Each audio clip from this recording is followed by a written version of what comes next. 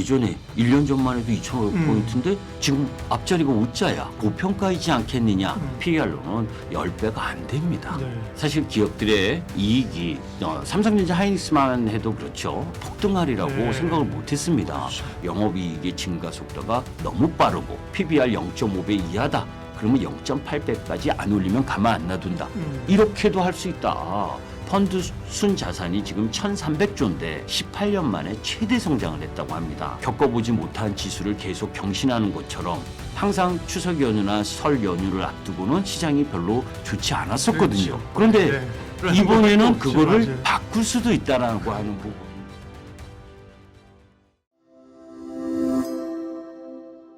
네, 이민수의 경제 토크 김기수 주식 더 스토리 김기수 대표님과 함께 시장 이야기를 우리 시장 얘기를 하겠습니다. 글로벌 증시의 이제 흐름들도 우려들이 있지만 기본적으로는 이제 그의 영향, 그 영향받는 우리 시장 강세로는 보셨는데 강세로로 안 볼 이유가 없는 게 워낙 강하니까. 근데 너무 속도 빠르지 않아요 지금? 네. 속도가 네. 빠른 부분은 있죠. 네. 그런데 이제 사실 기업들의 이익이 삼성전자 하이닉스만 해도 그렇죠. 뭐 DDR4나 DDR5나 뭐 네. D램 가격이 이렇게 급등하리라고 뭐 예상을 못했잖아요. 그렇죠. 저도 네. 솔직히 HBM 쪽은 강세로 봤지만 그렇죠. D램 쪽이 이렇게 그렇죠. 작년 9월부터 뭐 폭등하리라고 네. 생각을 못했습니다. 그렇죠. 그런데 D램 가격이 그렇게 폭등을 하니까 영업이익이 좋게 나오고 그죠? 이 부분이 쉽게 가시지 않을 거다. 우리가 이제 사실 엔비디아를 비롯해서 AI 특히 이제 미국 시장에서는 AI 소프트웨어 주식들이 나스닥은 박스권을 횡보하고 있지만 소프트웨어 관련주들은 거의 박살이 났습니다. 고점 대비 박살이 난 상황인데 이제 그런 상황임에도 불구하고 항상 제가 말씀드리는 부분이 이 부분입니다. AI 그렇다고 투자 안 하면 되나요? 투자해야 되잖아요. 그렇죠. 그죠? 네. 그러면 AI를 투자를 하는 데 있어서 소프트웨어 미국 기업들부터 시작을 해서 미국에 잘 나가는 AI 기업들은 뭐 메타라든지 뭐 애플이라든지 뭐 엔비디아 아마존 뭐 다 투자를 해야 됩니다. 왜? 그것은 생존이니까. 생존.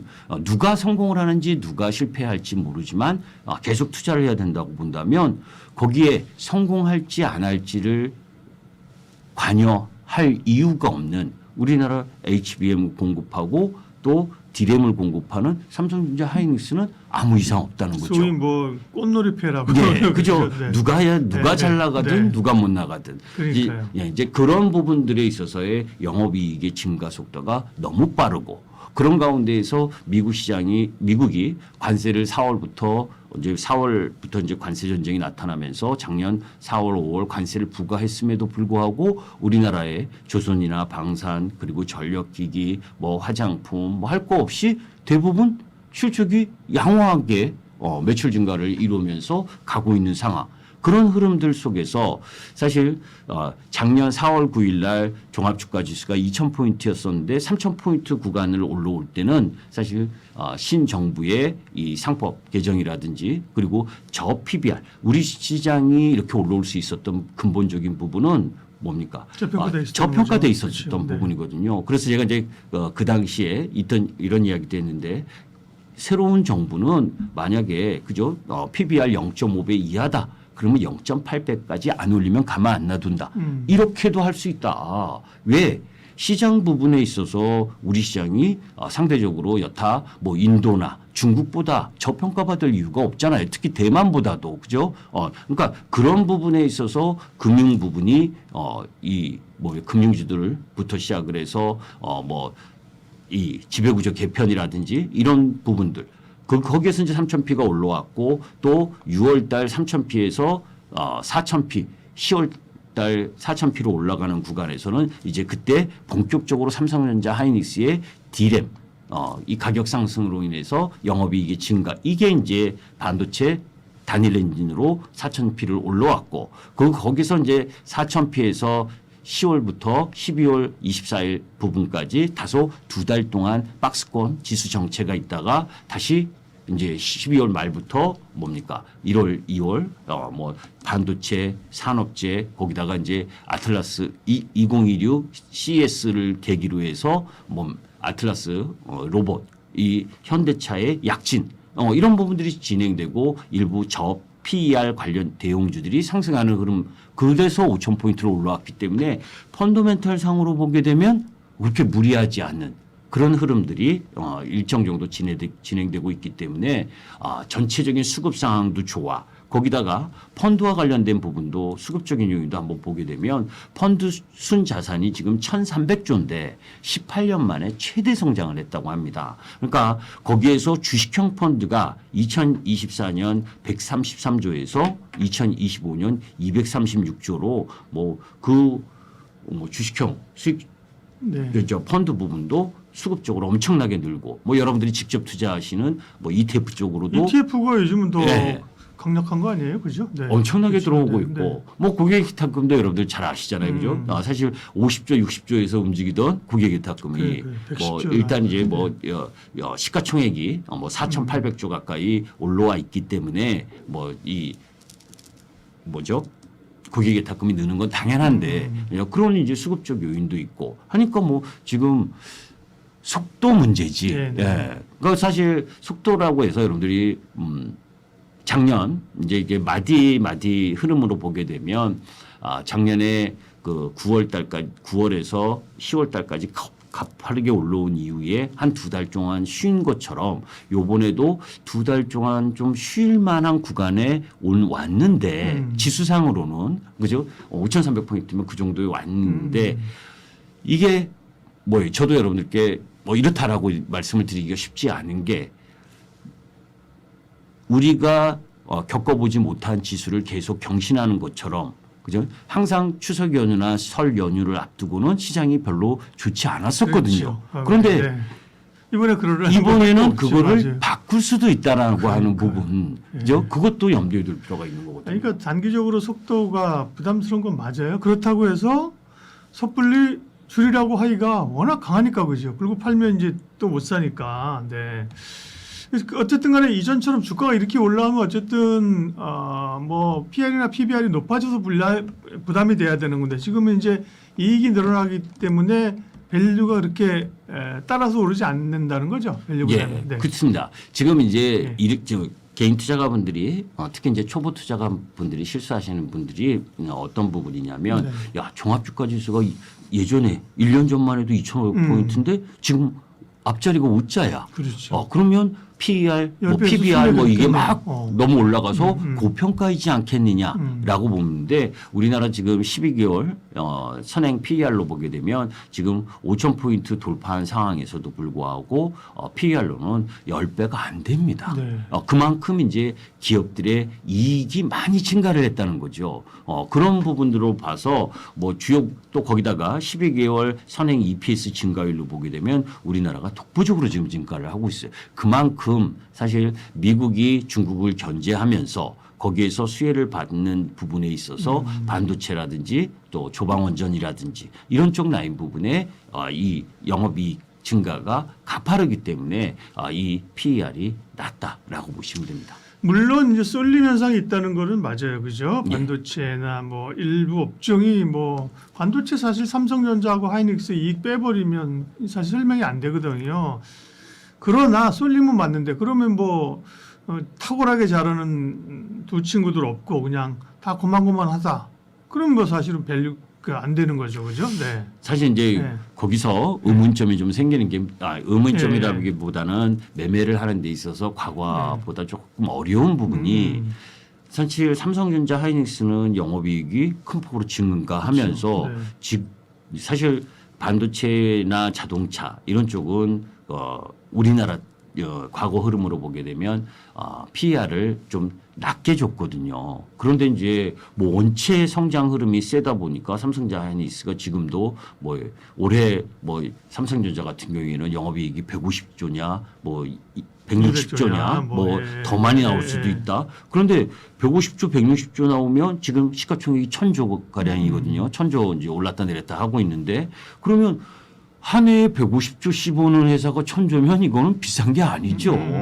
근데 그렇게 올라가는 종목을 보고 코스닥의 종목들이 그래서 이제 반도체 소부장도 많이 올라왔잖아요. 그죠?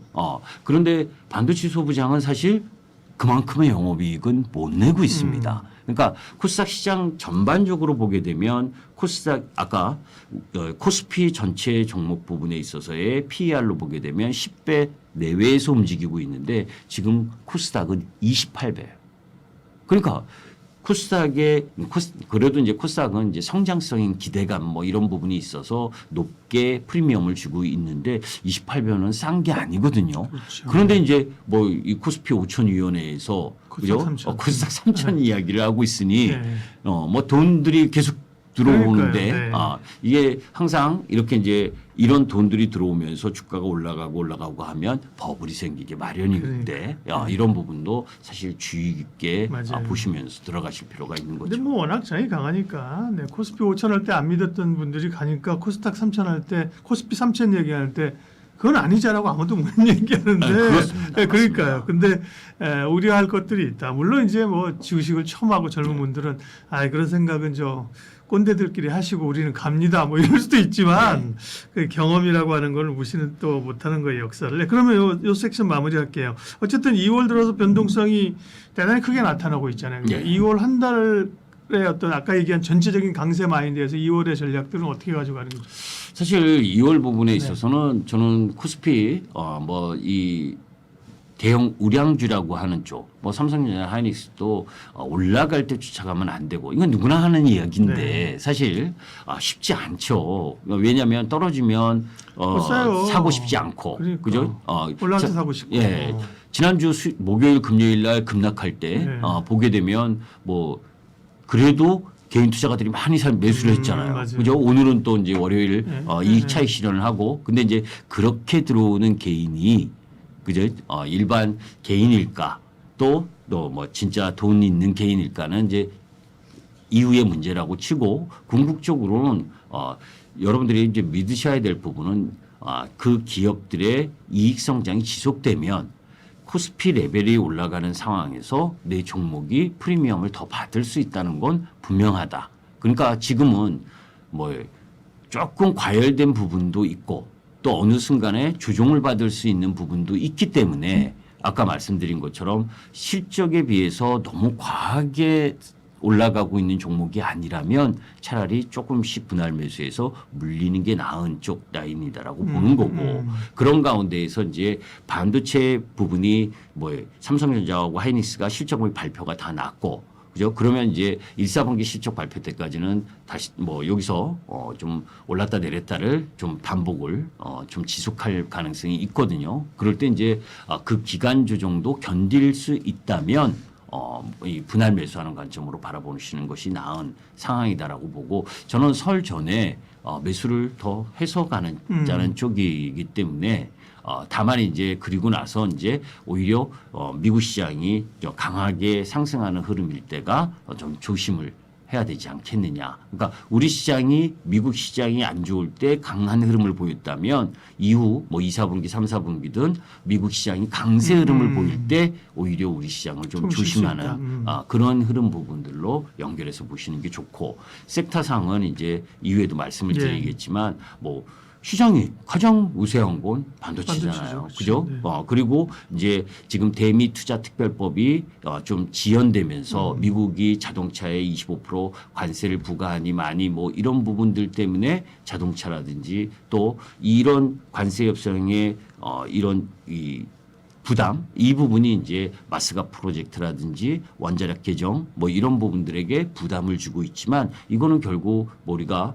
뭐 지금 미국하고 우리나라하고 비관세 장벽이라고 하는 온라인 플랫폼이나 법이나 뭐 이런 부분 때문에 형성된 부분이고 결국은 우리 25% 맞으면 산업이 죽는데 결국 대미투자특별법은 통과될 거 아닙니까, 그죠? 뭐 아이파 관세 협상과 관련된 미국의 연방정부 법원의 판결 그게 이제 2월 20일 이후에 나오게 되는데 그거 보고 어떻게 조금 해보려고 했었던 것 같은데 제 개인적인 생각으로는 왜냐하면 일본은 미국하고 MOU를 체결했고 우리는 특별법으로 이 국회를 통과시켜버리면 사실 변동 여지가 없거든요. 그런 부분들 때문에 조금 이 관세 협상이 관세 아니죠. 아이파 그러니까 관세에 대한 부과가 유연이다라고 나오면 조금 이렇게 해볼만 하잖아요.